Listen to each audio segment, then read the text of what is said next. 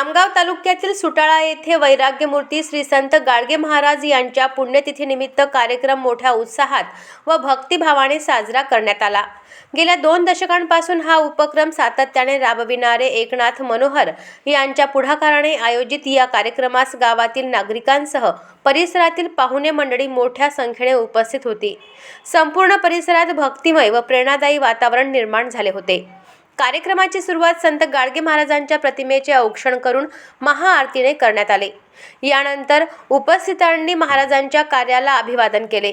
यावेळी संत गाडगे महाराजांच्या विचारधारेवर आधारित दससूत्री कार्यक्रम, ग्राम स्वच्छता अभियान आणि स्वच्छतेचा संदेश देणारे उपक्रम राबविण्यात आले।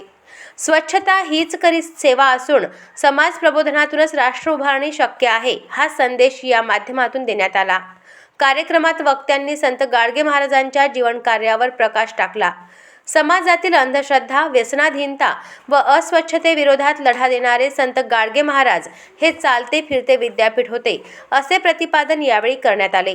त्यांनी शिक्षण, स्वच्छता आणि सेवाभावाला सर्वोच्च स्थान दिले, हे त्यांच्या कार्यातून स्पष्ट होते, असेही मत व्यक्त करण्यात आले।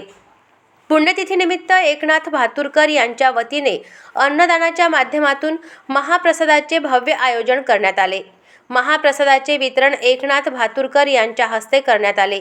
या प्रसंगी प्रदीप भातुरकर, संतोष भातुरकर, धोंडू भातुरकर, प्रभाकर ठाकरे, रवी निंबाळकर यांच्यासह अनेक मान्यवर व ग्रामस्थ उपस्थित होते। अशाच महत्त्वपूर्ण बातम्यांच्या अपडेटसाठी अजिंक्य भारत न्यूजच्या पेजला फॉलो करा आणि सबस्क्राईब करा। Thank you for watching.